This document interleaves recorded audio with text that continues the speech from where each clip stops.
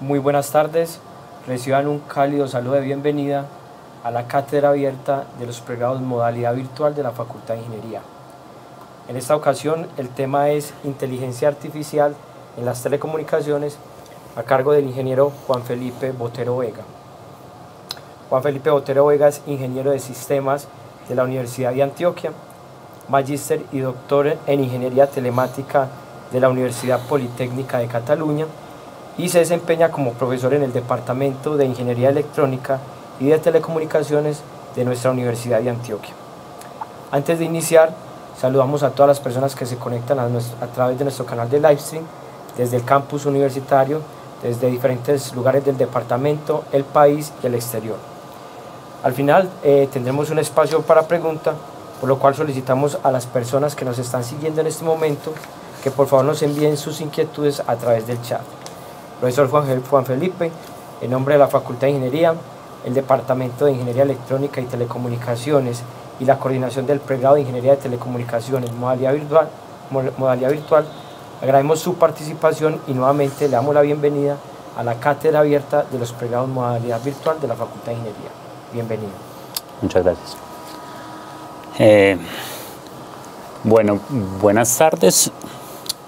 Vamos a comenzar entonces con la charla, con la presentación, que se titula Inteligencia Artificial en las Telecomunicaciones. Como ya lo dijo Reinaldo, mi nombre es Juan Felipe Botero, pertenezco al Grupo de Investigación en Telecomunicaciones Aplicadas DITA, creo que eso es algo que faltó mencionar, y al Departamento de Ingeniería Electrónica y de Telecomunicaciones de la Universidad de Antioquia. Entonces, vamos a ver un poco los contenidos que va a tener esta charla. La primera parte de la charla va a ser como, digamos que, una introducción rápida a inteligencia artificial. Es importante decir que esta charla no pretende ser una charla sobre, digamos, en detalle algoritmos y técnicas de inteligencia artificial, sino ver cómo la inteligencia artificial se está aplicando en las telecomunicaciones. Entonces, lo que vamos a ver de inteligencia artificial es, digamos, superficialmente los principales algoritmos y las principales modalidades de inteligencia artificial, y después nos vamos a centrar en cómo eso se ha aplicado más que todo a la gestión de red o a la gestión de redes de comunicaciones. De pronto, inteligencia artificial en telecomunicaciones es un título muy ambicioso, porque realmente no vamos a hablar, y sería imposible en una sola charla, abarcar todas las telecomunicaciones o todas las posibles aplicaciones que la inteligencia artificial puede tener en las telecomunicaciones. Nos vamos a centrar en la gestión de las redes de comunicaciones y qué ha pasado en los últimos años o qué técnicas de la inteligencia artificial y cómo se pueden aplicar a esta gestión. Yo creo que esta diapositiva ya sobra.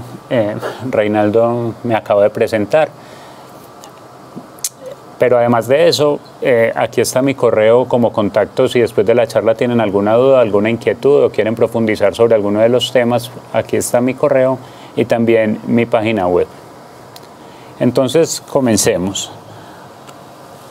De nuevo, decir inteligencia artificial como un todo en una charla creo que es muy ambicioso. Acá nos vamos a centrar digamos, en los mecanismos o en las técnicas de aprendizaje de máquina, o lo que se conoce comúnmente como Machine Learning. Entonces, si definimos de manera general la inteligencia artificial, pues la inteligencia artificial se podría definir como el software que puede resolver problemas por él mismo. Pero dentro de la inteligencia artificial podemos, digamos, que tener un campo más pequeño que sería el aprendizaje de máquina o Machine Learning, que es sobre el que vamos a tratar hoy. El Machine Learning son los algoritmos que aprenden de la experiencia o de los datos de experiencia que se pueden encontrar en la historia de alguna aplicación en específico. ¿Y por qué el Machine Learning o por qué aprender? ¿O para qué el Machine Learning? Digamos que el Machine Learning es un conjunto de técnicas que lo que está haciendo actualmente es programando a los computadores para optimizar un criterio de desempeño usando datos de ejemplo y experiencia histórica del pasado. Esto es muy importante. O sea, la idea del aprendizaje de máquina es aprender del pasado, de historia conocida del pasado, para tomar decisiones en el futuro o para predecir futuros comportamientos. ¿Cuándo usamos Machine Learning? Pues cuando la experiencia humana quizás no existe, ¿cierto? Aquí un ejemplo, navegar en Marte, o cuando los humanos no son capaces de explicar su experiencia. De pronto, yo no soy capaz de explicar por qué si veo un gato, yo sé que es un gato, pero yo ya sé que es un gato. Entonces, quizás mediante técnicas de aprendizaje automático podamos tener respuesta a explicaciones que el humano quizás no sabe cómo explicar. Cuando la solución cambia con el tiempo, y si nos vamos ya a un campo específico de las telecomunicaciones o de las comunicaciones, cuando hay un enrutamiento en una red de computadores, normalmente dependiendo de cómo se están moviendo los datos en la red, ese enrutamiento o esas rutas de un lugar a otro van cambiando. Para eso sería muy importante tener aprendizaje automático que nos vaya diciendo cómo cambiar esas rutas. O cuando debo, digamos, que adaptar soluciones a casos particulares y precisos. En general, cuando hablamos de aprendizaje o learning, ¿de qué estamos hablando? Nosotros mismos como seres humanos, ¿cómo aprendemos? Aprendemos de ejemplos particulares, ¿cierto? Pues quizá cuando somos niños y muchas veces vemos diferentes perros, entonces nuestros padres o los adultos nos dicen que eso es un perro, ese es un perro, ese es un perro, entonces nosotros ya sabemos identificar qué es un perro. De tal manera se aprende el conocimiento previo. Además, resulta que los datos son fáciles de conseguir, son baratos y abundantes, mientras que el conocimiento es costoso y escaso. Por lo tanto, el aprendizaje, que es, digamos, extraer conocimiento de los datos que son más baratos, puede ser más fácil que simplemente ir a buscar el conocimiento preciso, que puede ser más costoso. Y en aprendizaje, entonces, lo que tratamos es de construir un modelo que sea una buena aproximación a los datos que se tienen. Entonces, aprendizaje, digamos, definiéndolo, es un proceso mediante el que el sujeto de aprendizaje mejora su desempeño en una tarea o en un grupo de tareas como resultado de la experiencia que obtiene en su relación con un ambiente determinado. Esa es una definición, digamos, muy general de aprendizaje. ¿Cuál sería la definición de aprendizaje de máquina? Y acá nos vamos a algo más, digamos, concreto. La definición de aprendizaje de máquina es que un programa de computador M aprende de una experiencia E con respecto a alguna clase de tareas T y de desempeño P. ¿Cuándo aprende? Aprende si su desempeño, que es medido por P, en esas tareas T y en un ambiente determinado, que lo vamos a llamar Z, mejora con la experiencia E. Entonces yo estoy aprendiendo cuando mi desempeño con respecto a algunas tareas mejora por la experiencia. Vamos a poner un ejemplo. Si T, que son las tareas, es el diagnóstico de cáncer, yo quiero diagnosticar si un paciente tiene cáncer o no. E, que es la experiencia, es un conjunto de casos ya diagnosticados. Yo ya tengo un conjunto de casos que con unas diferentes variables me dice si el paciente tiene cáncer o no. P, que va a ser el desempeño de la precisión en el diagnóstico de nuevos casos. Entonces, un nuevo caso con mi experiencia yo voy a decir si sí tiene cáncer o no. Z es el ambiente determinado que puede tener medidas de ruido o casos de diagnóstico que no estuvieron bien realizados. Y M sería el programa que corre en un computador de propósito general y me aprovecha esta experiencia. Entonces, al final, esta definición es: yo tengo unas situaciones, unos síntomas que son unas, digamos, variables, y tengo una experiencia que con esas variables en casos anteriores yo ya sé si el paciente tiene o no tiene cáncer. Y para un nuevo caso, entonces yo voy a ir a un algoritmo de aprendizaje de máquina o a un programa de aprendizaje de máquina que me va teniendo en cuenta esa experiencia pasada, predecir o hacer un diagnóstico sobre un nuevo paciente, a ver si tiene cáncer o no. Y ese diagnóstico de una vez me alimenta la experiencia, así voy aprendiendo y sigo aprendiendo y sigo aprendiendo de las decisiones que tomo. Eso básicamente es aprendizaje de máquina. ¿Y para qué sirve? Pues para muchas cosas. Hay tareas que son muy difíciles de programar o de conocer su resultado de manera estática. Acá en la imagen lo que estamos viendo es una red vehicular. Supongan que en el futuro vamos a tener redes así, donde los vehículos son todos autónomos. Entonces esos vehículos van a tener que tomar decisiones, si giran a la derecha, si no giran, si se pasan de carril, si no se pasan de carril. Y eso lo van a tener que tomar de acuerdo a la experiencia que han tenido o a los modelos de experiencia con los que los han entrenado, para saber que si un carro está muy cercano y viene a cierta velocidad en el carril contiguo, pues no me debo pasar a ese carril, y a tomar ese cierto tipo de decisiones. Hacer un programa para que tenga en cuenta todos los posibles casos es imposible. es muy complicado. Entonces de lo que se trata el aprendizaje de máquina es aprender de las decisiones pasadas o aprender de la experiencia para tomar decisiones en el futuro. Hay varios tipos de aprendizaje de máquina, entonces acá vamos a verlo de manera muy general. Cada uno de estos aprendizajes pues tiene muchísimas técnicas que nosotros no vamos a revisar en detalle en esta charla. Recuerden que la idea de esta charla es que vamos a, digamos, a repasar de manera general cuáles son los objetivos de estos tipos de aprendizaje de máquina para ver cómo se han aplicado en telecomunicaciones, y no en todas las telecomunicaciones en general, sino en particular en la gestión de red. Entonces, básicamente, cuando yo voy al aprendizaje de máquina, se suele clasificar en 3 tipos. El aprendizaje supervisado, que se, digamos, subclasifica en 2 tipos, que es la clasificación y la regresión. El aprendizaje no supervisado y el aprendizaje por refuerzo. Entonces, vamos a ver, digamos, de manera general en qué consiste cada uno de estos. El aprendizaje supervisado es una técnica que sirve para deducir una función a partir de datos de entrenamiento. Y es muy importante saber que en el aprendizaje supervisado los datos de entrenamiento están etiquetados. Es decir, yo tengo un conjunto de parámetros y una etiqueta sobre estos parámetros. Entonces la etiqueta es, yo qué sé, con ciertos parámetros de una imagen yo puedo saber si ahí en esa imagen hay un perro o no hay un perro. Entonces esa es la etiqueta que tengo sobre la imagen. El objetivo de este aprendizaje supervisado es el de crear una función que sea capaz de predecir el valor correspondiente a un objeto de entrada después de haber visto una serie de ejemplos, lo que llamábamos la experiencia. Esa serie de ejemplos o experiencia también los llamamos los datos de entrenamiento. Por ejemplo, yo tengo acá en esta figura, en el eje X tengo una variable, un parámetro X1, y en el eje Y tengo otro parámetro que lo voy a llamar X2. Uno es un tamaño y otro es un color. Y con eso yo quiero clasificar si los objetos son naranjas o son mandarinas. Entonces, todos esos datos que ya están puestos en la figura son datos clasificados. A un cierto tamaño y un cierto color, yo en algunas partes de la figura ya sé que tengo una mandarina o ya sé que tengo una naranja.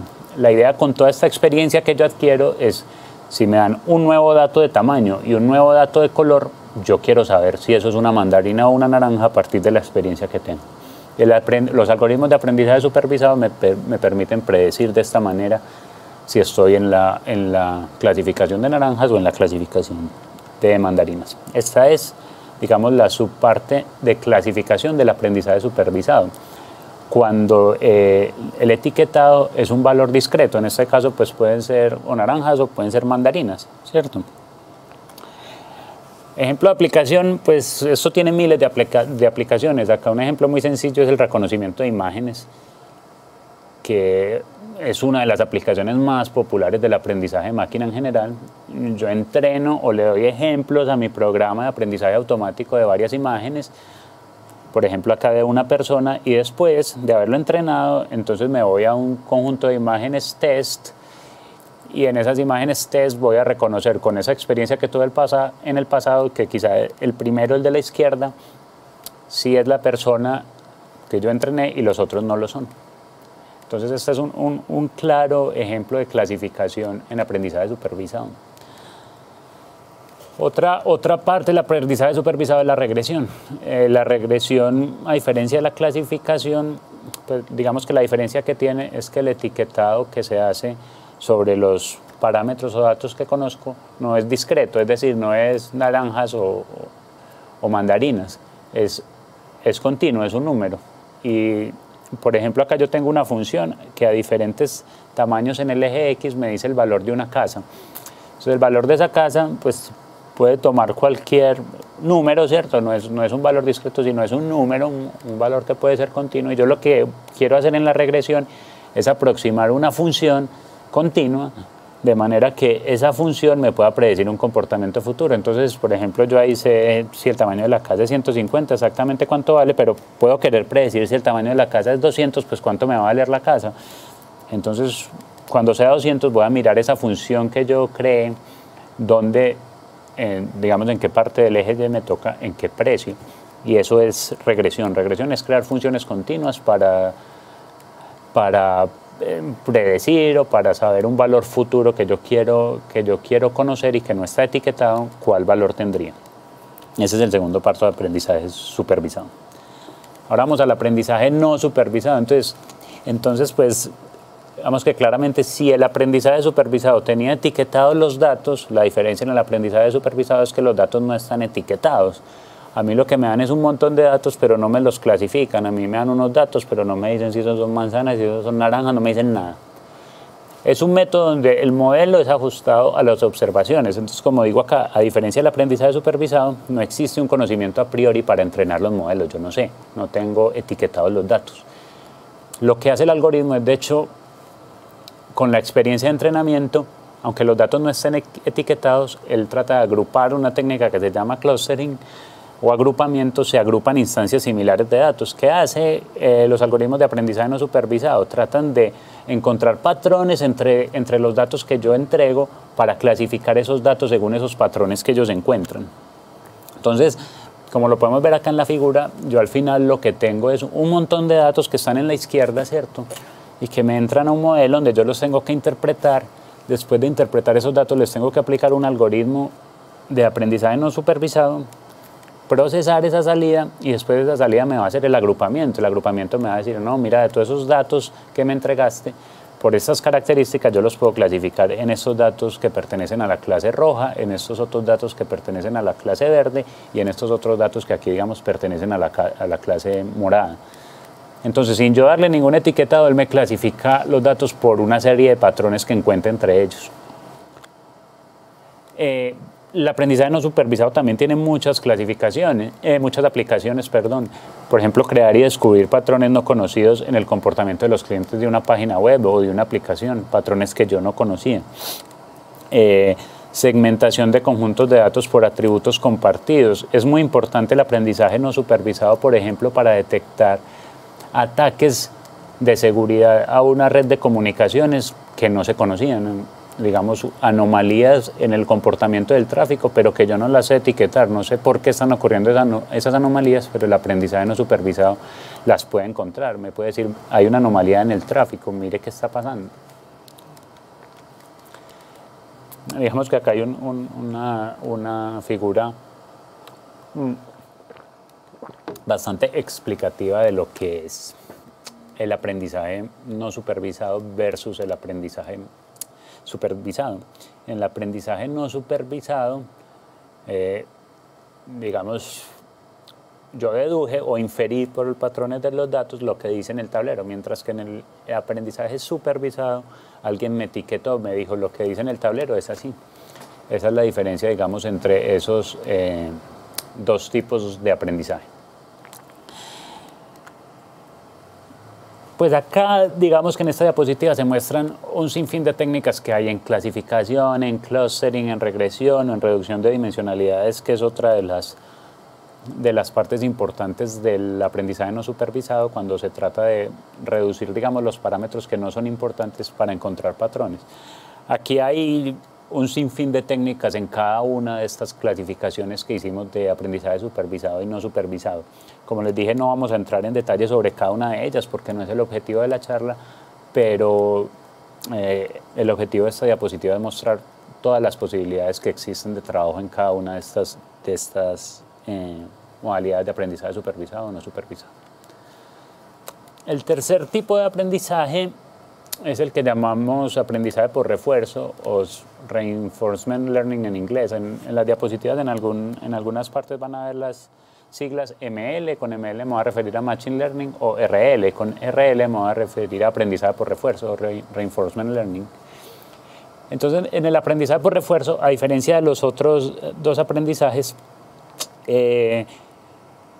yo no aprendo, en este caso, de un montón de datos o de historia o de bases de datos que me van entregando, sino que lo que hago es yo explorar el espacio de búsqueda para ver cómo me va. Entonces yo trato de determinar qué acciones debe escoger un agente de software en un entorno dado con el fin de maximizar alguna noción de recompensa o de premio acumulado. De un conjunto de acciones, la idea sería escoger una para maximizar una función de recompensa. y eso se realiza mediante un software para tratar de encontrar el mejor comportamiento de una situación específica. ¿Qué es lo que pasa? Supongan que yo soy un carro autónomo y estoy en un lugar en un parqueadero, y necesito parquearme en algún lugar que esté vacío. ¿Qué hace el aprendizaje por refuerzo? Aprende que eso no fue una buena decisión, entonces la función de recompensa no va a ser buena. Si se va hacia otro lado y se aleja del lugar donde está el parqueadero vacío, pues la función de recompensa de nuevo no va a ser buena. Mientras que si se acerca hacia el lugar donde está el parqueadero vacío, va a tener una mejora en la función de recompensa. Entonces él va a tratar de seguir siempre esa decisión. Y mediante la exploración en todo ese espacio de posibilidades que ese carro tiene de moverse hacia adelante, hacia atrás y tener recompensa por ese movimiento, va a ir aprendiendo cuál es la mejor opción. Esa es la idea de aprendizaje por refuerzo. Entonces acá en la figura se ve como, digamos, el flujo de una aplicación de aprendizaje por refuerzo. Yo tengo un agente, ese agente se encuentra en un estado ST, digamos, y toma una acción. Esa acción se refleja en el ambiente y entonces esa acción puede que haga que el objetivo que tenía ese agente mejore o empeore. Entonces se le va a dar una recompensa o se le va, digamos, a desmejorar la recompensa. Y con base en esa recompensa o desmejora que le dio, pues el agente toma otra acción. Y esto se realiza iterativamente hasta que se aprende cuál es la mejor forma, digamos, o la mejor decisión que se puede tomar. Acá como resumen, pues tenemos a la izquierda una gráfica de agrupamiento de aprendizaje no supervisado. Después, de izquierda a derecha, en la segunda tenemos un ejemplo de aprendizaje supervisado por clasificación, la tercera un ejemplo de aprendizaje supervisado en regresión y la cuarta un ejemplo de aprendizaje por refuerzo. Es importante decir que digamos, el aprendizaje de máquina en general no es algo nuevo. El aprendizaje de máquina, o lo que llamamos la inteligencia artificial, pues viene desde hace mucho tiempo. Las redes neuronales, que son una de las técnicas más usadas en aprendizaje supervisado, empezaron en los años 60. Después, desde los años 70, empezaron a crearse algoritmos muy importantes como el KNN o el K-means, que son algoritmos que me ayudan a ubicarme en algoritmos de clasificación. Después, árboles de decisión llegaron desde los años 80, las redes bayesianas entre los 80 y los 90. El Q-learning, que es una de las técnicas más importantes de aprendizaje por refuerzo, viene a principios de los 90, a finales de los 80 más o menos. O las máquinas de soporte vectorial, que también son muy importantes, vienen entre los 90 y los 2000. Eso le surge a uno entonces la inquietud por qué es que el tema de inteligencia artificial y de aprendizaje de máquina está tan en boom hoy en día o estos últimos años, y si empezó hace mucho tiempo. La respuesta a esto es porque, digamos, que todos estos algoritmos requieren de tener una gran capacidad de procesamiento para procesar todos los datos históricos que necesitan para predecir nuevos comportamientos, y por esta razón digamos, se han ido volviendo más populares con el desarrollo de arquitecturas de procesamiento mucho más rápidas, procesamiento paralelo, en fin, muchas técnicas que han permitido incrementar la capacidad de procesamiento que tenemos actualmente, y eso hace que ahora sea posible, digamos, usar estos algoritmos en aplicaciones reales. Entonces vemos que ahora el reconocimiento de imágenes, el reconocimiento de voz, el reconocimiento de patrones en la web se está llevando a cabo cada vez más usando este tipo de técnicas, y su aplicación está llegando, digamos, a todos los campos. Es por eso importante, yo creo, en este momento, que nos pasemos a las telecomunicaciones. Entonces, vamos ya a la segunda parte de la presentación, por decirlo así. En la presentación, en una primera parte, entonces, cuáles eran las técnicas principales de aprendizaje de máquina, qué aplicaciones podían tener, y ahora vamos a irnos a las telecomunicaciones, qué puede pasar acá. Entonces, En las telecomunicaciones vamos a empezar con lo principal. Lo principal en las telecomunicaciones es el modelo OSI, el modelo de 7 capas de telecomunicaciones que vamos a repasar acá. En el modelo OSI tenemos la capa física al principio. La capa física es la que me dice qué tecnología estoy usando para acceder a la red de telecomunicaciones, ¿cierto? Puede ser una tecnología de fibra óptica, puede ser una tecnología de cable de cobre, puede ser una tecnología inalámbrica. Eso es lo que me define la capa física. Después tenemos la capa de enlace. La capa de enlace es la que me define qué tipo de tecnología voy a usar sobre esa capa física. Entonces, si estoy usando Ethernet sobre cobre, si estoy usando PPP en inalámbrica, si estoy usando 802.11, el estándar IEEE para comunicaciones inalámbricas, en fin. Después tengo la capa de red, que es la que, digamos, le pone a las comunicaciones la etiqueta que le dice el nombre a los paquetes y le dicen usted desde qué origen va o a qué destino va. Es la que le dice su nombre y su ubicación en la red. Después está la capa de transporte, que como dice aquí en la figura es el corazón del modelo OSI. La capa de transporte me permite realizar digamos, conexiones de extremo a extremo, establecer conexiones extremo a extremo y decir qué tipo de protocolo de aplicación voy a correr. Después está la capa de sesión, presentación y aplicación, que normalmente siempre se combinan en la capa de aplicación, en el que llamamos más capas de software. Son las capas que se programan desde la aplicación, donde van los datos de aplicación, si es una aplicación web o si es una aplicación FTP o si es una aplicación de correo, o si es una aplicación de voz o de video, en fin. Y recordemos que el modelo OSI lo que hace, el que envía el emisor de la información es ir encapsulando todas estas capas de arriba hacia abajo, y lo que hace el receptor es ir desencapsulando todas estas capas de arriba hacia abajo. Y después en la red también hay encapsulación y desencapsulación, pero no de todas las capas, sino hasta algunas capas, normalmente hasta la capa 3 o hasta la capa de red. Este es el modelo general de telecomunicaciones que existe. Acá nos vamos a mover, pero recordemos que telecomunicaciones, entonces yo puedo trabajar en capa física o en capa de enlace de datos, en cualquiera de esas capas que hay ahí se pueden aplicar, digamos, técnicas de inteligencia artificial para diferentes cosas. Pero más que mirar esto capa por capa, el objetivo de esta presentación es mirarlo desde el plano de gestión de la red o desde el plano de control de la red. Entonces, la red, aparte de todas estas capas, tiene dos planos muy importantes. Uno es el plano de los datos y otro es el plano de control. Entonces, y estos planos de datos y planos de control, ya no voy a hablar de ellos en el emisor y el receptor, sino que son planos que están dentro de la red, dentro de la topología que me está llevando los datos desde un origen hasta un destino. El plano de datos lo que hace básicamente es enviar los paquetes de información de red que van llegando. Entonces, recordemos que la red al final es un conjunto de equipos que pueden ser switches, enrutadores, firewalls o, en fin, decodificadores, codificadores, 1000 equipos que hay en la red y que interceptan el tráfico para llevarlo desde el emisor que vimos ahorita hasta el receptor. Esos equipos tienen el plano de datos. En el plano de datos lo que hacen es enviar los paquetes. Entonces, cuando ven cuál es la dirección destino del paquete, miran en una tabla a ver por dónde lo tienen que sacar y lo sacan por alguna interfaz. Esa es la función del plano de datos.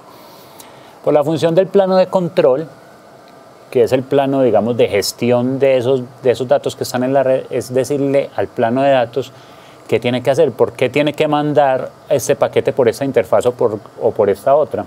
Entonces, el plano de control tiene muchas funciones. Entre esas funciones está el enrutamiento de los paquetes, brindar calidad de servicio, realizar ingeniería de tráfico, realizar tareas, por ejemplo, de tolerancia a fallos, ¿cierto? Si se me cae algún equipo de la red o algún enlace de la red, como reenruto el tráfico por otro lugar.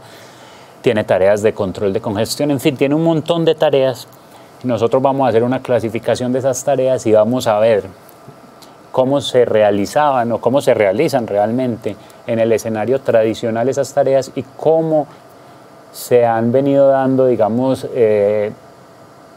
nuevas aproximaciones desde la inteligencia artificial para resolver estas tareas de manera más automática o de manera automática. Entonces, ¿qué pasa en la situación actual de la gestión de red? Aunque hay muchos avances en la gestión de red, lo que les digo, la ingeniería de tráfico, el enrutamiento, todo esto ha tenido avances significativos en los últimos años, pero esta gestión sigue siendo muy complicada. Aún hay muchas fallas en la red y muchas de estas tienen que ver con los errores humanos. La gestión de red se realiza configurando normalmente protocolos de gestión en los equipos de red y esas configuraciones son muy dadas a errores porque los que las realizan son humanos. Es muy fácil realizar errores de configuración en un router, en un switch, en un firewall, en lo que sea. Y un error de configuración de este tipo puede llevar a una caída de un enlace, puede llevar a que una parte de una ciudad se quede sin internet, puede llevar digamos que puede tener impactos muy grandes. Además, es muy difícil que una persona, un administrador de red tenga una visión completa de la red y sepa qué está pasando en todo momento para hacer configuraciones en un momento determinado. Entonces, la configuración actual de la red es muy estática y no responde a las dinámicas de la red. ¿Y qué es la dinámica en la red? Que realmente, digamos, el Internet es muy dinámico, ¿cierto? Hay entradas de flujos, salidas de flujos, empieza una llamada por voz IP, empieza un video, termina, llegan tipos de tráfico muy diferentes y entonces hacer gestión de toda esa información de manera estática es muy ineficiente, por lo que el control de la red, digamos que está un poquito obsoleto en ese sentido. Lo que se debería buscar, o digamos que el objetivo de ingresar técnicas de aprendizaje de máquina a la gestión de la red, es lograr de que las redes puedan ser autoconfigurables, autorremediables. Remediables quiere decir que si hay un fallo, la red por sí misma sea capaz de reaccionar y resolver el fallo, que sean autooptimizables y que se autoprotejan. Ataques de seguridad, por ejemplo. Ese es el objetivo, digamos, final de las redes, y la automatización de las redes se ha venido buscando desde hace muchos años. Por eso el tema de que el aprendizaje de máquina pueda entrar a ayudar a estas operaciones es muy importante. Aunque esta diapositiva está bastante pequeña, no sé si se alcanza a leer, en la parte izquierda de la figura están, digamos, las principales actividades o las principales funcionalidades que tiene el plano de control. Y para cada una de esas funcionalidades nosotros acá en esta presentación vamos a ver qué se hacía o qué se hace tradicionalmente y qué nuevas estrategias pueden surgir, o vamos a dar un ejemplo, digamos, específico de una estrategia que se puede usar con aprendizaje de máquina. Entonces, lo que tenemos ahí, si no sé, les cuento que es al principio predicción de tráfico, ahora les cuento qué es eso y por qué es importante, clasificación de tráfico, enrutamiento de tráfico, control de congestión, gestión de recursos, gestión de fallos, gestión de calidad de servicio y calidad de la experiencia y seguridad en la red. Y al final vamos a ver, aparte de todo esto que ya está realizado, cuáles pueden ser los nuevos retos o qué oportunidades con aprendizaje de máquina hay sobre todos estos campos. En esta figura, toda esta clasificación viene de este artículo que está referenciado aquí abajo, que es un artículo que les recomiendo mucho si están interesados en estos temas, que los miren en detalle, porque digamos que discrimina para cada una de estas digamos, funcionalidades del plano de control que hay en aprendizaje de máquina. Entonces empecemos con la primera, predicción de tráfico. ¿Qué será eso de predicción de tráfico y eso para qué sirve? Pues es muy importante en el plano de control o de gestión de una red predecir el tráfico. Como incluso es muy importante eso en una red vial, ¿cierto? Es muy importante saber qué tráfico de carros viene en qué momento y por qué parte. Pues no es diferente en las redes de computadores, exactamente lo mismo. En Internet a mí me gustaría saber en mi red o en una parte específica cuándo, en qué momento me va a venir un pico muy alto de tráfico, o cuando me va a venir muy poco tráfico. ¿Por qué? Porque entonces si me viene un pico muy alto de tráfico y yo de pronto no estoy preparado, no tengo los recursos suficientes para atender esos picos de tráfico, se va a generar congestión en la red, y cuando se genera congestión en la red se genera pérdida de paquetes, y al final, ¿eso en qué se traduce? En que la llamada de Skype que estás haciendo se empieza a cortar, o el video que te estás viendo se empieza a parar, o en la película que estás viendo en Netflix, pues se empieza a recargar, ¿cierto? Y eso es lo que los usuarios no queremos. Entonces, ¿por qué es importante predecir el tráfico? Porque me puedo preparar para situaciones digamos, de tráficos altos o incluso de tráficos bajos. ¿Cómo se ha venido tradicionalmente prediciendo el tráfico? Entonces, la predicción de tráfico implica pronosticar el tráfico futuro en la red. ¿Yo cómo voy a saber cuánto tráfico va a haber? ¿Cómo voy a saber que viene un video súper pesado y que se va a transmitir?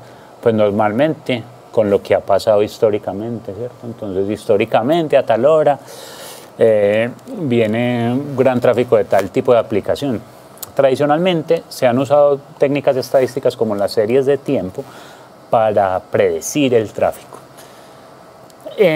Sin embargo, las series de tiempo cada vez son una técnica menos fiable, digamos, para predecir el tráfico en la red, porque cada vez hay más tráfico y hay más complejidad en las redes para predecirlo. Por lo tanto, digamos, el aprendizaje de máquina puede ser muy útil para predecir el tráfico en la red. Cuando yo estoy prediciendo el tráfico con técnicas de series de tiempo, por ejemplo, el único parámetro que se tiene en cuenta es el volumen de tráfico y el tiempo. Entonces, durante esta franja horaria, normalmente, yo que sé, los martes a las 5 de la tarde hay esta cantidad de tráfico. Entonces yo predigo que si hoy es martes y son las 4, pues seguramente a las 5 va a pasar algo así. Eso, digamos, no es tan sencillo. Con métodos estadísticos más complejos se puede llegar a tener estas predicciones. Pero solo se tiene en cuenta un parámetro, un discriminador, que es el volumen de tráfico. Si yo quiero predecir el tráfico, podría usar una técnica de aprendizaje supervisado como una red neuronal, como lo hacen en el artículo que menciono acá, para predecir el tráfico no solo con el volumen normal de tráfico, sino teniendo por tiempo número de bits mínimo, máximo y promedio en el camino. Entonces, en el artículo que tenemos aquí, lo que hicieron fue realizar predicción de tráfico con muchos más discriminadores por medio de técnicas de aprendizaje automático y logrando unos resultados muy importantes o mejores incluso que los de las series de tiempo en cuanto a la fiabilidad de la técnica.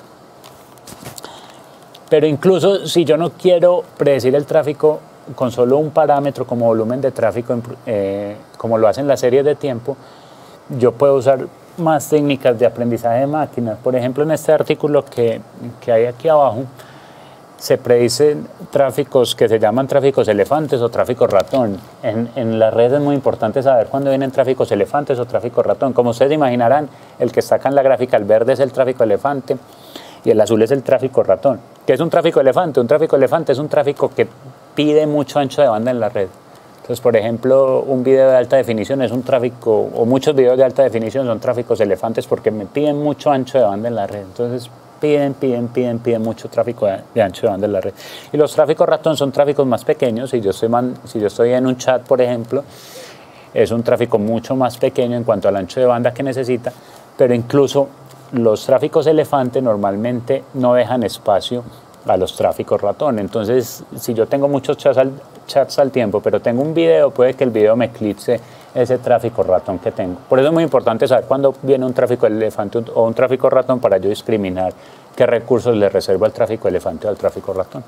En este artículo que hay acá se hizo predicción de tráficos elefantes o flujos elefantes y flujos ratón con aprendizaje supervisado, con parámetros de IP origen-destino, puerto origen-destino, saber si el emisor es cliente o servidor, con tipo de protocolo y tamaños de paquetes. Entonces, teniendo en cuenta un entrenamiento con estos parámetros, entonces para estos parámetros, para este tiempo, le hago un etiquetado del tráfico, normalmente es flujo elefante o flujo ratón, y hago un entrenamiento de la red constante con estos parámetros, y con aprendizaje supervisado se lograron realmente unos muy buenos valores de predicción de este tipo de tráfico.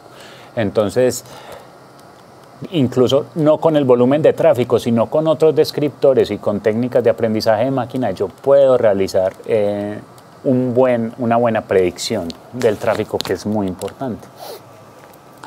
Listo, ya vimos predicción de tráfico.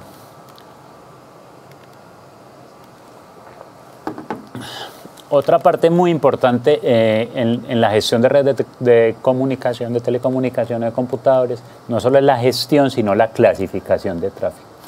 ¿Qué quiere decir la clasificación de tráfico? Yo veo un montón de información pasando por mi red y yo necesito saber de qué es esa información. ¿Será que esa información son flujos de video? ¿Será que son flujos de voz? ¿Será que lo que están haciendo es enviando un archivo adjunto de correo? ¿Qué será esa información que me está llegando? ¿Será que son paquetes simplemente de control? ¿Qué es eso? Clasificar el tráfico es muy importante saber para qué.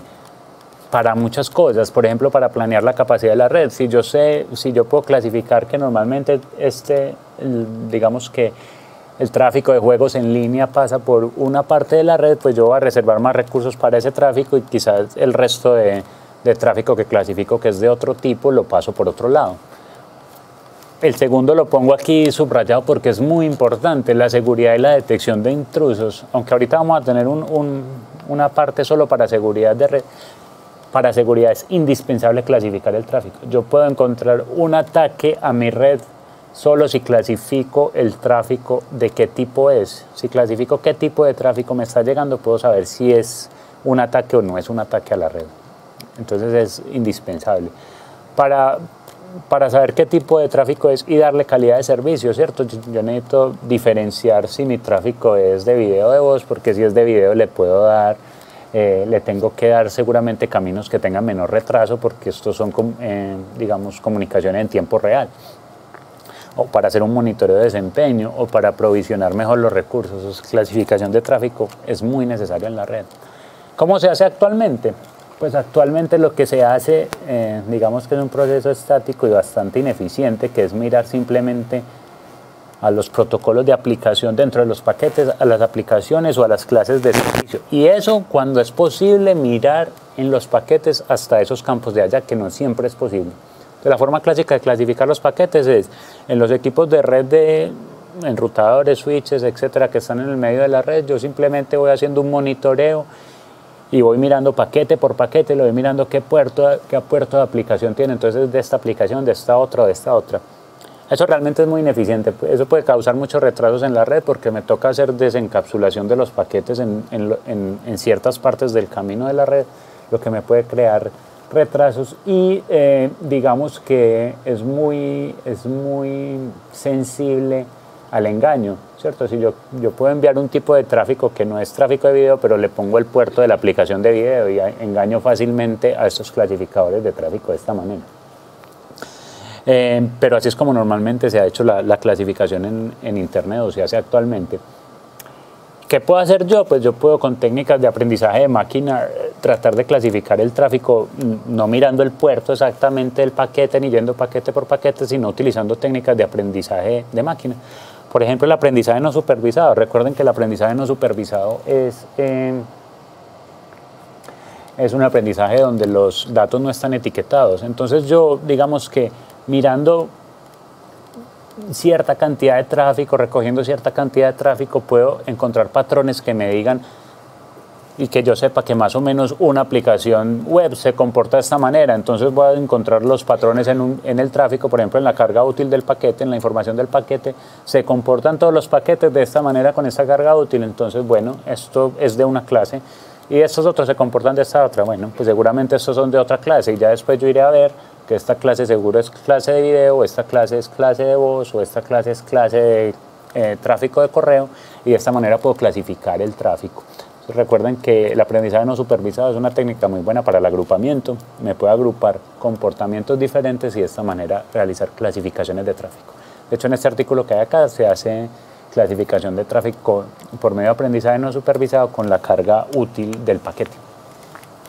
La otra puede ser el comportamiento de los hosts, o sea, yo no tengo que ir a ver el paquete ni escarbarlo a ver qué aplicación tiene, sino que yo, por ejemplo, puedo detectar tráfico con con aprendizaje en máquina y con descriptores, por ejemplo, qué tan cerca está. Por ejemplo, en este artículo que hay acá, detectaron tráfico HTTP, ¿cierto? Tráfico web, por decirlo así, con las siguientes características. ¿Qué tan cerca está el servidor que está enviando tráfico de servidores de correo? ¿Cuáles son los perfiles de actividad de ese tráfico? ¿Cada cuánto se envía? Es muy diferente el envío de tráfico de web a tráfico de correo, por ejemplo. ¿Cuánto duran las sesiones? ¿Cierto? ¿Cuánto duran las conexiones extremo a extremo de ese tráfico? O sea, ¿cuáles son los patrones de periodicidad? Y con esa información que no tiene nada que ver con los paquetes, fueron capaces de clasificar tráfico HTTP en una red.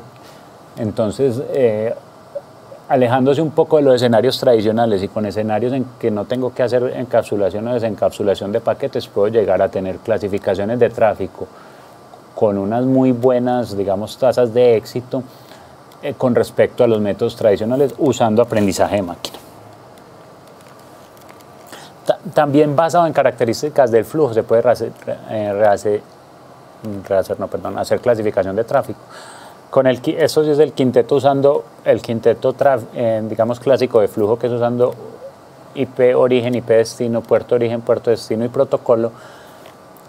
Si yo tengo este quinteto y puedo extraer, por ejemplo, tiempo entre llegadas de paquetes, duración del flujo y número de paquetes del flujo, yo con lo de arriba identifico cuál es un flujo, pero ¿de qué tipo es este flujo? Lo puedo identificar con tamaño de paquete, tiempo entre llegadas, duración y número de paquetes del flujo. Contando solo en los extremos estos descriptores, puedo realizar clasificación de qué tipo de tráfico es. Eso lo hicieron en el artículo que se menciona aquí abajo en la diapositiva. Otra parte muy importante del plano de control, es el enrutamiento. El enrutamiento es una de las cosas principales en redes. Acá lo que tengo en la figura son un montón de redes muy grandes, ¿cierto? Con muchos nodos. Y el enrutamiento consiste básicamente en saber cuál es el camino que yo debo coger para llegar de cualquier nodito de esos chiquitos que hay ahí a otro. Entonces, digamos que ustedes ven este tipo de redes tan grandes y tan conectadas y no es sencillo, ¿cierto? Los caminos para ir de un lado a otro pueden ser múltiples, puede haber millones de caminos. ¿Cómo escojo el mejor?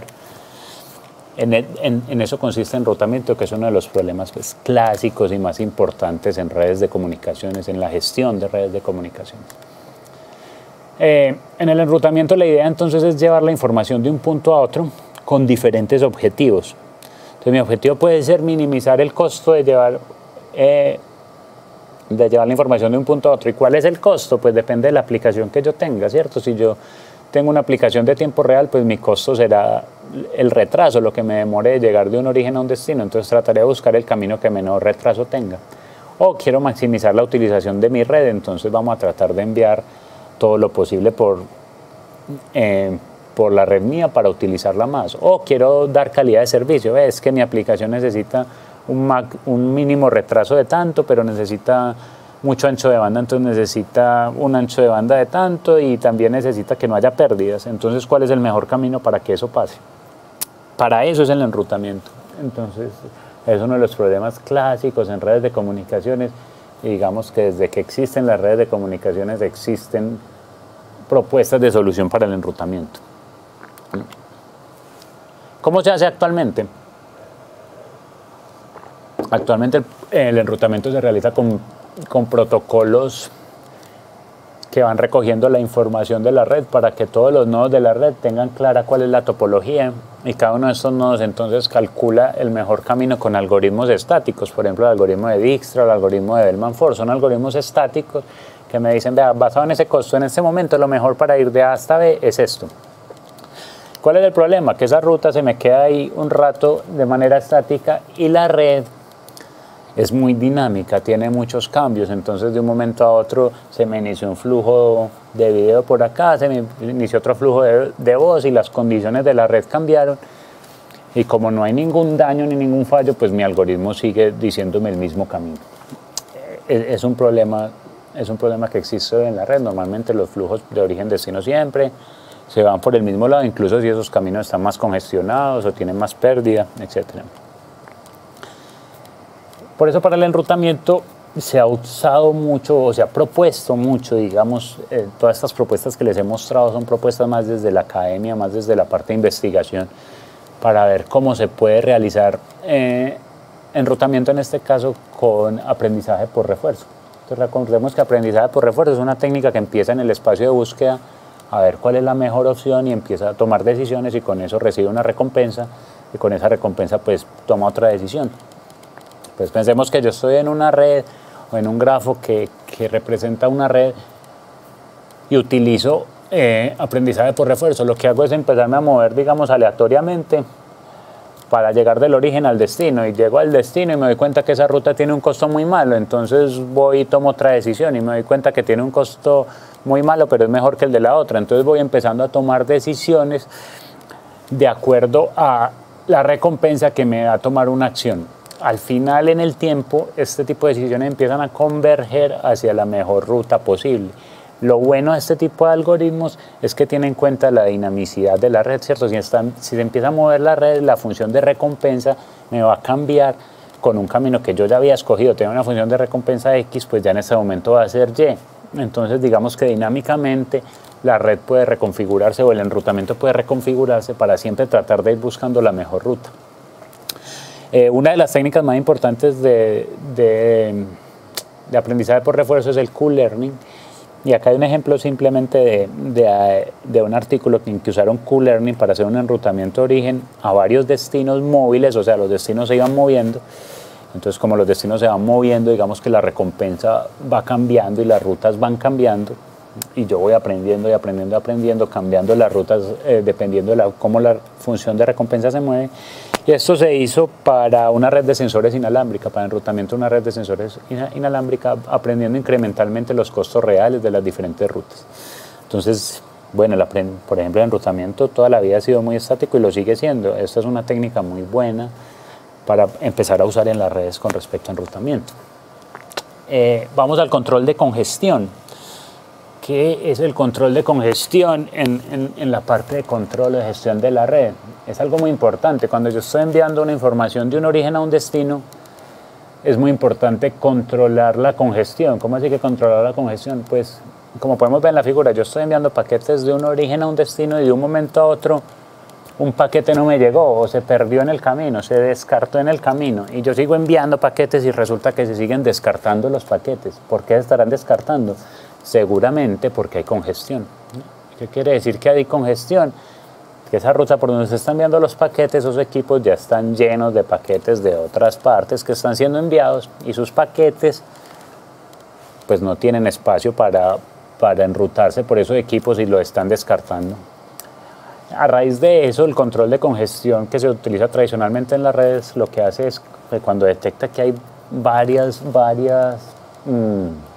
paquetes descartados, empieza a limitar o a decrementar la velocidad con la que se están enviando los paquetes desde el origen. Usted los está enviando muy rápido y se están perdiendo, entonces empieza a enviarlos más despacio, a ver si se empiezan a perder menos. Entonces, si se siguen perdiendo igual, pues envíelos incluso más despacio, hasta un momento en que usted ya no pierda paquetes. Y cuando empieza a no perder paquetes, pues listo, trate de enviarlos más rápido, a ver si puede volver a la velocidad que tenía anteriormente. ¿Para qué sirve el control de congestión? Para muchas cosas. Pues si no tenemos control de congestión, vamos a tener muchas pérdidas de información en la red, y va a pasar lo que les digo. Ustedes están en la llamada o viendo la película y se les van a perder los paquetes que están viendo, se les va a empezar a dañar la calidad de la experiencia que ustedes están teniendo con la llamada, con la película que están viendo, etc. Entonces esto garantiza estabilidad en las redes y justicia en el uso de los recursos. Puede ser que otra persona esté viendo un video y está pasando por la misma parte que usted está, en que usted está en la red de una llamada y se comió todo el tráfico de la red y usted empezó a perder paquetes. Entonces ahí no hay justicia en los recursos. Por eso el control de congestión es importante. ¿Cómo se hace actualmente? Pues como les acabé de decir, es el control de congestión que se usa actualmente, son los mecanismos que usa TCP de control de congestión, que lo que hace es limitar la rata o la velocidad, digamos, de envío de paquetes en el origen cuando se detecta congestión. ¿Cuál es el problema? Que la detección de congestión es estática totalmente, es decir, cuando empiezo yo a disminuir la rata de envío, la velocidad de envío, cuando ya se han perdido un montón de paquetes. ¿Qué tal si yo no tengo que perder esos paquetes para hacer control de congestión? ¿Qué tal si yo pudiera predecir o inferir la presencia de congestión mediante técnicas de aprendizaje de máquina? Acá en el artículo que ven acá abajo, infieren la presencia de congestión con otros parámetros que no son necesariamente la pérdida de paquetes.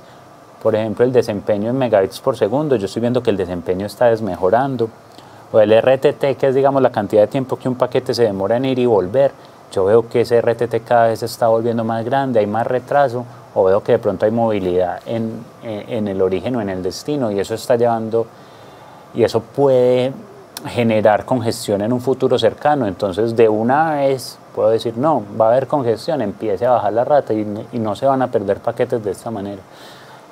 ¿Cómo? Con técnicas de aprendizaje supervisado, por ejemplo, inteligencia artificial. Yo sé que cuando el RTT es de este estilo, normalmente hay congestión, entonces empiezo a predecir y aprender de la experiencia para tomar decisiones con respecto a la congestión.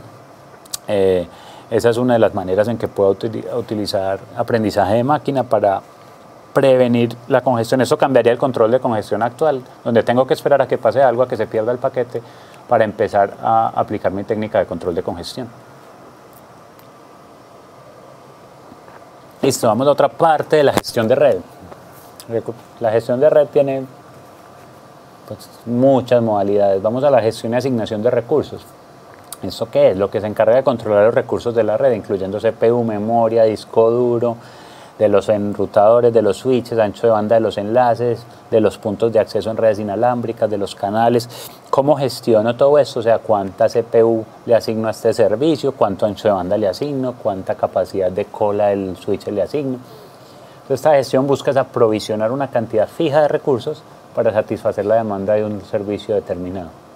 Una necesidad fundamental es predecir la demanda de tráfico. Esto es importante. Ya vimos cómo se puede predecir demanda con técnicas de aprendizaje de máquina, y aprovisionar servicios de manera dinámica, de manera que la red pueda ser incluso resiliente a las variaciones en la demanda de tráfico. Hay variaciones, no importa, yo aprovisiono los servicios de manera dinámica.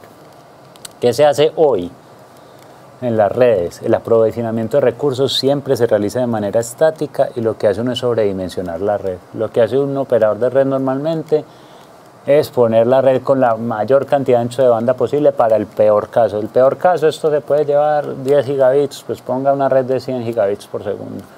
Ponga un servidor bien potente, porque en el peor caso puede pasar que me quede sin memoria. Eso se llama sobreaprovisionamiento, ¿cierto? Es muy ineficiente porque yo estoy gastando recursos que no necesito la mayoría del tiempo. La mayoría del tiempo no es el peor caso, la mayoría del tiempo no necesito todos los recursos. Sin embargo, todos los recursos están puestos ahí a mi disposición. Entonces, en la gestión y asignación de recursos hay dos etapas. Una es la asignación y otra, que es la primera etapa, es el control de admisión. ¿Qué hace el control de admisión? El control de admisión simplemente, cuando va a venir un servicio y le dice a la red, voy a tocar la puerta, quiero que este servicio se aprovisione y que empiece a funcionar. Entonces la red le dice, ¿tengo recursos o no tengo recursos? Eso se llama control de admisión. Si no tengo recursos, no lo dejo entrar. Si tengo recursos, lo dejo entrar. Entonces, ¿qué se trata? De optimizar la utilización de recursos mediante el monitoreo y la gestión de la red. Entonces, la red tiene que estar consciente de qué tiene y qué no tiene para ver si deja entrar un servicio nuevo o no. ¿Podemos utilizar aprendizaje de máquina para esto? Pues claro. Por ejemplo, en el artículo que se menciona acá, hay una técnica de aprendizaje supervisado en el que digamos, con información histórica de calidad de la experiencia de un servicio. ¿Qué es calidad de la experiencia? Calidad de la experiencia es la que se mide por los humanos. Entonces, usted le presenta un servicio en un celular, ¿usted cómo lo ve con respecto digamos, a unos indicadores que le han dado? En esto le pongo 5, está muy bien en velocidad, está muy bien en imagen, está muy bien en bla, bla, bla. Calidad de la experiencia se usa mucho para la transmisión de video. Es como lo ve el usuario final. Y con respecto a muchos usuarios finales de muchas encuestas que se han hecho, se lleva, digamos, una media, y esa media es la calidad de la experiencia. Entonces, una técnica de aprendizaje supervisado puede ser, yo varío la codificación, el ancho de banda, el retraso y el jitter, y veo cuál es la respuesta de calidad de la experiencia de los usuarios a eso. Si con estos parámetros, que es los que la red puede admitir, el usuario tiene una calidad de experiencia muy buena, pues yo admito el servicio. Si la calidad de experiencia no es tan buena, pues yo no admito el servicio en el control de admisión. Otra es la asignación de recursos, lo que les acabo de decir, dónde distribuyo los recursos. Y para eso hay que predecir la variación de la demanda del tráfico por servicio. Entonces, aquí en lo que nos ayuda más el aprendizaje de máquina es a predecir el tráfico o cómo varía el tráfico.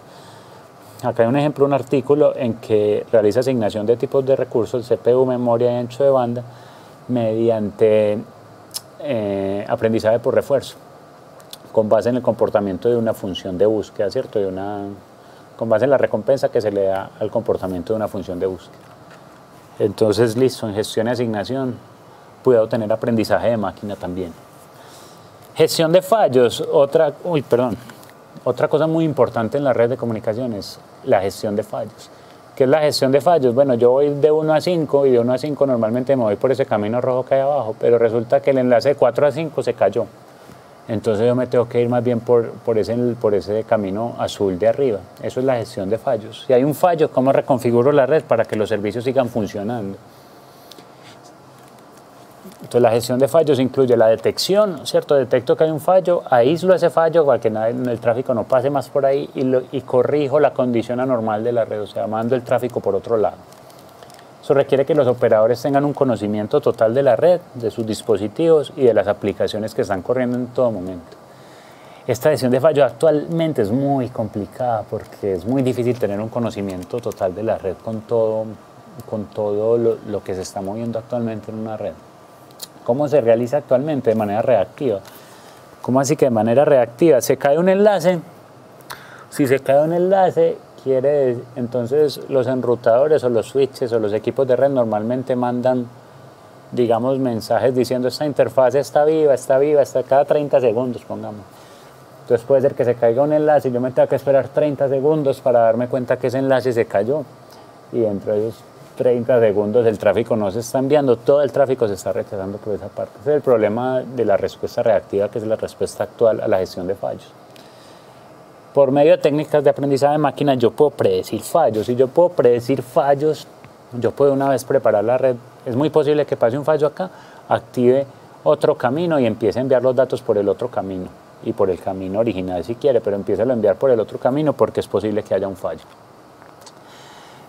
El artículo de acá abajo nos muestra una técnica de aprendizaje supervisado que distinguen comportamientos normales y anormales de red, y esos comportamientos anormales se da cuenta cuando tienen que ver con una falla, y entonces empieza, si parece que hay una anomalía o una falla, empieza a lanzar medidas de diagnóstico para decir detecté una falla. Entonces si detecto una falla, por favor tome medidas para reenrutar el tráfico de la red o para realizar la gestión que se considere que sea necesaria.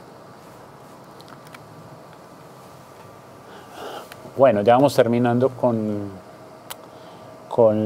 las posibilidades o las funcionalidades dentro del plano de control. Una muy importante es la calidad de servicio y la calidad de experiencia.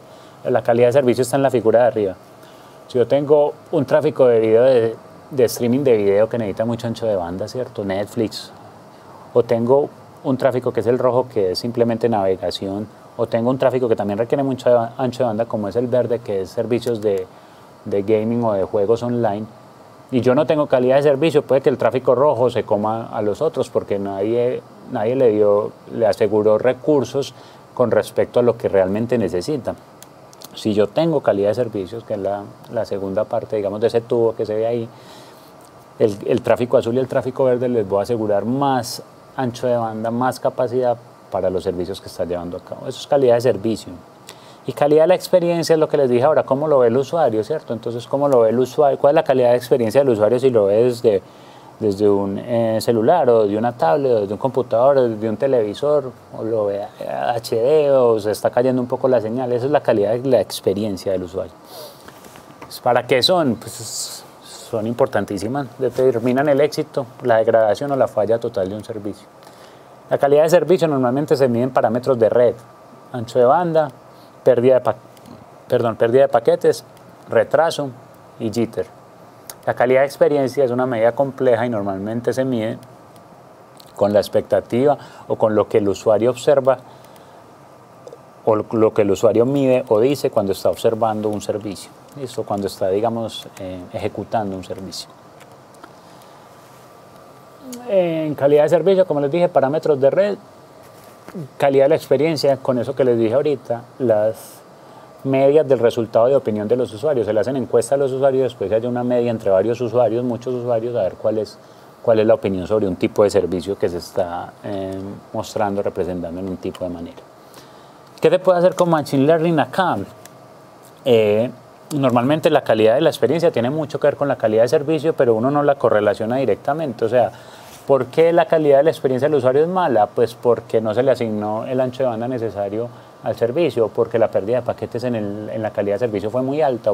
Bueno, en fin. Con Machine Learning yo podría tener técnicas de aprendizaje supervisado que me permitan a través de la experiencia saber para una cierta calidad de servicio qué pasa con la calidad de la experiencia. Y en esa forma yo poder, digamos que configurar los parámetros de red para que la correlación entre esa calidad de servicio que yo programo y la calidad de la experiencia siempre mejore la calidad de la experiencia para el usuario. Como lo hacen en este artículo pues, que menciono aquí abajo. Y ahora una de las partes más importantes, yo creo, por eso la dejé última aquí, de gestión en red, que es la seguridad. La seguridad en la red, yo creo que eso es de lo más importante que hay. Los costos económicos que se están observando por los ataques de ciberseguridad de las compañías cada vez son más grandes, cada vez hay más ataques, cada vez más peligrosos. Ahora con la entrada de la industria 4.0, Internet de las cosas, cada vez más vulnerabilidades. Esto se deriva en costos económicos gigantes, pues lo que pasó el año pasado con el ransomware, bueno, en fin, los ataques tienen un impacto muy grande en la red. La seguridad es muy importante, y en las aplicaciones y en la red. Entonces la seguridad en la red consiste en protegerla de los ciberataques que puedan comprometer la disponibilidad de esa red o que resulten en acceso de usuarios no autorizados o un mal uso de los recursos de la red. En seguridad de red, realmente es diría yo, en el lugar donde más se han utilizado exitosamente y actualmente técnicas de aprendizaje de máquina. Entonces, ¿qué medidas se toman normalmente? ¿Qué se hace en la red? Se cifran los datos o se realiza credenciales de autorización, ¿cierto? Para ustedes entrar a su email necesitan credenciales, se realiza control de acceso, antivirus, o se ponen firewalls en la red cortafuegos para que no pase la información que no debe pasar. Pero ¿cómo sabe uno cuál es la información que no debe pasar? ¿Cómo detecta que hay ataques? ¿Cómo detecta que hay intrusos? Ahí donde el aprendizaje es muy importante, el aprendizaje de máquina es muy importante, ha sido muy importante. La detección de intrusos o los detectores de intrusos que hay actualmente en las redes, todos se mueven con técnicas de aprendizaje de máquina, tanto con aprendizaje supervisado, un artículo que muestra el aprendizaje supervisado. Yo conozco este tipo de ataques y los etiqueto. Entonces, cuando viene un tráfico de este tipo, yo voy a detectar que es un ataque y voy a tomar una medida contra el ataque. O la detección de intrusos en aprendizaje no supervisado por anomalías, es incluso ataques que yo todavía no conozco o que ni siquiera sé que existen. Pero el aprendizaje no supervisado me puede decir que hay un comportamiento extraño en la red o me clasifica o me agrupa un comportamiento distinto a los comportamientos que yo conozco y ahí me puede lanzar una alerta, decir aquí está pasando algo raro. Ahí en el artículo 14 se ven, digamos, técnicas de aprendizaje no supervisado para detectar ataques en la red. Por lo tanto, pues el aprendizaje de máquina en la red, en seguridad, es muy importante y ha sido muy usado. Ya voy a pasar a la última parte de la presentación. Esta última parte de la presentación, como dice acá en la izquierda, no está en el título, pero está en la izquierda, son los retos de investigación o las cuestiones que todavía dejan espacio a mucha investigación en las que se puede trabajar. Desde la perspectiva de la red, el costo de las predicciones es muy grande. ¿Qué quiere decir esto? Para yo realmente predecir, es muy importante conocer o hacer un monitoreo del tráfico. Entonces voy a tener que recoger mucho tráfico, mucha información y eso es muy costoso. ¿Cómo escoger muy bien la información que tengo que recoger? Es muy importante, es un campo de investigación. El costo de los errores y reportes detallados. Cuando yo tengo un falso positivo, un falso negativo en la red, en un ataque de seguridad, por ejemplo, eso pues no se puede permitir. Entonces es muy costoso tener un error en una detección. Si yo no detecto un tráfico que es un ataque, pues eso puede llevar costos muy grandes. Cómo minimizar esos errores, cómo realmente tener en cuenta que cuando yo detecté un tráfico anómalo, yo lo reporto y eso entra a mi algoritmo de aprendizaje. Es muy importante. La complejidad importa, sobre todo en tiempo real. Entonces, recuerden que estas técnicas de aprendizaje de máquina requieren mucho procesamiento, son complejas, ¿Cómo vamos a utilizar esto para aplicaciones que son de tiempo real? En tiempo real yo tengo que detectar ataques, en tiempo real yo tengo que hacer control de congestión. ¿Cómo hacemos esto? Es un campo de investigación muy grande. Aprendizaje en la nueva web. Los nuevos protocolos de red, por ejemplo, HTTP versión 2, ese protocolo, aunque tenga el mismo puerto y sea del mismo tipo, normalmente puede, digamos, que generar diferentes tipos de tráfico. Entonces, ¿cómo hace uno ahí con la detección? Necesitamos como técnicas que lleguen más allá de ir al protocolo normal, simplemente, por ejemplo, por el puerto. ¿Qué hago con el aprendizaje por refuerzo cuando la red es inestable? ¿Qué pasa con la calidad de servicio? Por ejemplo, el aprendizaje por refuerzo se usa mucho para enrutamiento, pero siempre un fenómeno afecta a otro, ¿cierto? Si yo cambio una ruta, puede que yo también cambie una ruta porque era mejor con mi función de recompensa, pero a otro servicio eso le afectó porque tenía calidad de servicio y me congestionaste la ruta nueva. Entonces, ¿cómo hago para correlacionar diferentes cosas o diferentes tráficos en un solo, cuando hay diferentes técnicas de aprendizaje de máquina? Eso es un campo importante. Algo muy importante, creo que se me olvidó mencionarlo antes, es la programabilidad y la virtualización en la red. Porque ustedes se preguntarán, listo, si todas estas técnicas de aprendizaje de máquina están hace tanto y se están aplicando en reconocimiento de imágenes, ¿por qué no se han aplicado en redes, cierto, en telecomunicaciones? Si incluso hemos visto que las fechas de esos artículos, algunas son nuevas, pero otras vienen desde la década pasada, porque eso no se ha implementado realmente.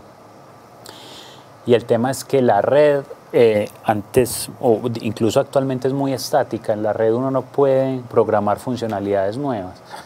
Sin embargo, en la última década, sobre todo, nuevas tecnologías como la virtualización de las funciones de red o las redes definidas por software permiten programar la red.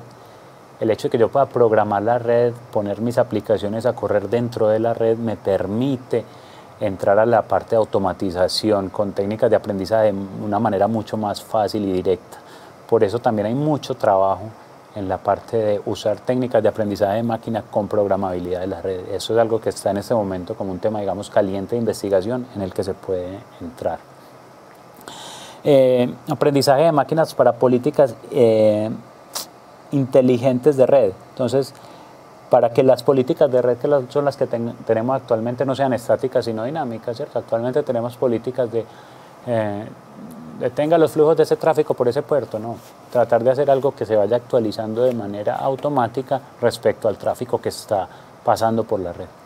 Y todo esto llega al final a que las redes sean autónomas. Entonces la idea es, usemos Machine Learning para que las redes sean autónomas, para que la configuración de los usuarios, de los seres humanos, esté cada vez más lejos de la red, de manera que las redes se autoconfiguren, se autorreparen, se autoprotejan, lo que dijimos al principio. Desde la perspectiva sistémica, no tanto desde la perspectiva de red, sino de la red como un sistema, el aprendizaje incremental y adaptativo en ambientes de red dinámico es muy importante. Normalmente el aprendizaje de máquina se basa en bases de datos o en información que uno tiene, por ejemplo, para imágenes, un montón de imágenes que ha recolectado. En las redes esto no es tan fácil porque el tráfico va cambiando en cada momento. Entonces uno, digamos que confiar en bases de datos por allá antiguas, de tráficos antiguos para los comportamientos actuales no sirve. El aprendizaje tiene que ser incremental y adaptativo. No me puedo poner a pensar en bases de datos o en datos históricos muy viejos, que es algo que pasa mucho en la investigación actual y hay que tratar de mejorarlo. Soporte para aprendizaje seguro, eso quiere decir, hay algunas digamos, técnicas de ataques que no atacan en sí la red, sino que tratan de engañar a las técnicas de aprendizaje de máquina. ¿Cómo hacemos para realizar técnicas de aprendizaje de máquina que sean reactivas a este tipo de ataques? Y que haya arquitectura para redes habilitadas por Machine Learning. La red en general los sistemas de telecomunicaciones no fueron pensados para que algoritmos que tienen un procesamiento muy fuerte actúen sobre ellos o sobre esa gestión. Entonces, ¿cómo diseñamos arquitecturas que tengan lugares cerca para almacenar muchos datos, lugares para procesar muchos datos en tiempo real, arquitecturas distribuidas de computación cerca de los elementos de red? Todo esto se necesita, digamos, mejorar en cuanto a arquitectura para que la red mejore. Y desde la parte del conocimiento hay un problema muy grande que es la falta de datos reales, Actualmente uno en la investigación se trabaja con lo que les dije, bases de datos antiguas, es muy difícil recopilar datos reales. La programabilidad de la red nos puede ayudar mucho a este tema de recopilar datos reales y a no basarnos en lo que hay en las redes estáticas. Se necesitan técnicas, métricas de evaluación, digamos, estándar. Normalmente un artículo compara con respecto a una métrica, otro con respecto a otra métrica, eso se tiene que mejorar. Y tratar de trabajar en técnicas de aprendizaje de máquina, ya desde el aprendizaje de máquina per se, que estén adecuadas a las redes de computadores, que no sean para imágenes ni que sean para detección de, yo no sé, qué sé, para autos autónomos, sino nuevos algoritmos de aprendizaje de máquinas que se adapten a las redes de computadores. Eso desde la perspectiva del conocimiento. Y bueno, con esto termino la charla, espero no haberme excedido mucho. Muchas gracias a todos los que están conectados y a los presentes por la atención y es el momento para preguntas. ¿Qué lenguajes o software específicos se utilizan en Machine Learning en telecomunicaciones? Pues como les digo, realmente en Machine Learning para telecomunicaciones, a ver cómo decir después de la práctica de esto, no existe un Machine Learning específico para telecomunicaciones, es decir, las técnicas de aprendizaje de máquina que se usan para telecomunicaciones se trabajan en los mismos lenguajes de programación que se trabajan para otras aplicaciones, ¿cierto? Y en las mismas arquitecturas de computación. Pues actualmente uno utiliza las mismas técnicas de aprendizaje de máquina, ¿cierto? El aprendizaje supervisado pues se trabaja de la misma manera que trabajaría para imágenes, con los mismos lenguajes de programación, ya sea Python, ya sea que lo usen en MATLAB, ya sea que usen TensorFlow o usen los lenguajes que se utilizan tradicionalmente para estos métodos. Por eso desde la perspectiva del conocimiento es importante desarrollar técnicas de Machine Learning específicas para redes de telecomunicaciones y ahí pues estaríamos hablando no sé de qué lenguajes aún, o sea no los conozco, puede que sean lenguajes tradicionales o puede que se desarrollen nuevos lenguajes para que estas técnicas funcionen mejor. ¿Se podría pensar que los sistemas de Machine Learning estarán embebidos con los sistemas que administran la red? Muy buena pregunta. Voy a repetir la pregunta porque de pronto no se escuche. Sí. En la pregunta decía que si se podría pensar que los sistemas de Machine Learning pueden trabajar embebidos con los sistemas que gestionan o que administran la red. La respuesta es sí, ojalá que sí. De hecho, la respuesta sería ojalá que los sistemas de Machine Learning sean los que administran la red, ¿cierto? Para que sean totalmente autónomos. Ojalá que ya no tengamos que ir a los equipos o a sistemas de administración centralizados y nosotros configurar los parámetros uno por uno de una red y si hay un fallo entonces uno configurar la ruta digamos alternativa, sino que eso se haga de manera automática. Qué bueno que la administración le hagan los mismos algoritmos de aprendizaje automático, digamos que ese es el objetivo. ¿Alguna más? ¿Alguien en la sala tiene alguna pregunta?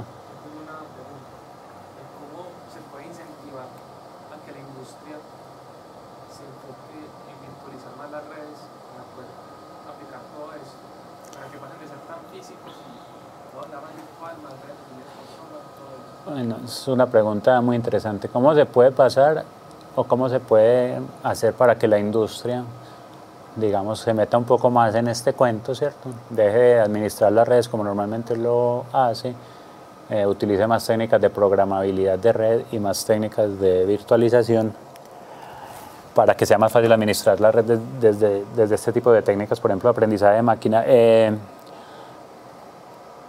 Yo creo que la respuesta a eso es complicada. La industria al final se mueve por intereses económicos y los intereses económicos están ligados a las inversiones que ellos hacen. Las inversiones normalmente de la industria son inversiones largas, muy fuertes y a largo plazo, entonces se casan con un fabricante y le compran a ese fabricante a largo plazo y compran las herramientas de administración que ese fabricante les provee y aunque sea más costoso, pues la industria está bien con eso.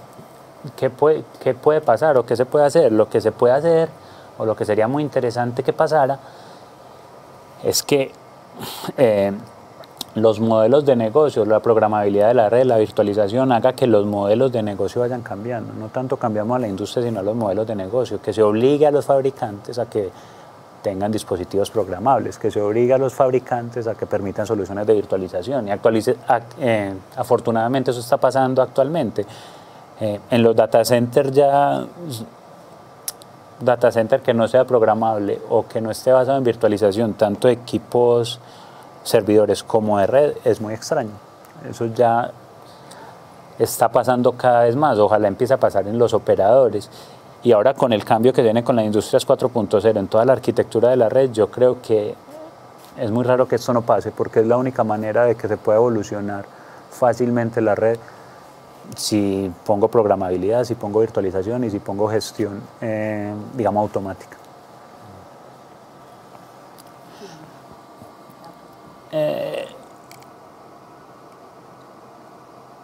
La última, pues acá hay una pregunta que dice, ¿se ha explorado el concepto de inteligencia artificial general en telecomunicaciones? Pues yo creo que básicamente ese era el objetivo de la charla, mostrar, digamos,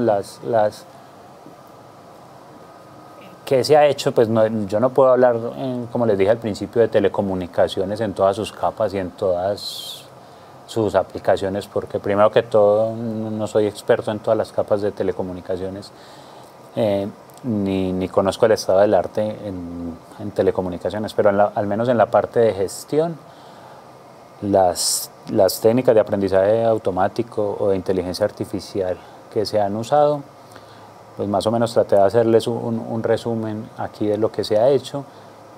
Está más que todo en la parte de investigación. Si sacamos el tema de seguridad, en seguridad en la red, pues sí se trabaja, digamos que aprendizaje automático, inteligencia artificial para detección de intrusos en todo momento, pero las otras, digamos, están más desde la parte académica y yo espero que con la irrupción de la programabilidad y la virtualización esto se pueda convertir cada vez más en una realidad en la automatización de la gestión en las redes.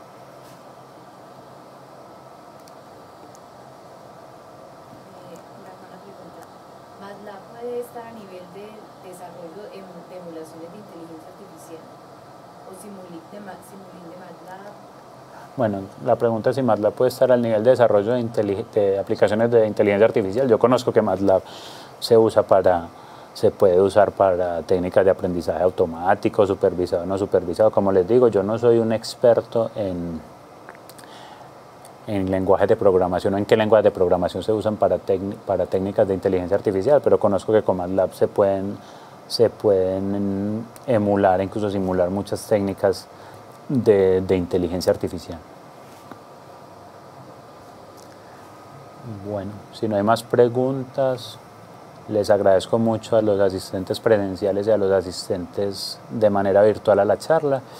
Le agradezco mucho a la universidad por la invitación a esta cátedra abierta, que espero que como viene siendo, se siga haciendo frecuentemente con temas de actualidad como en este caso en la ingeniería de telecomunicaciones. Muchas gracias.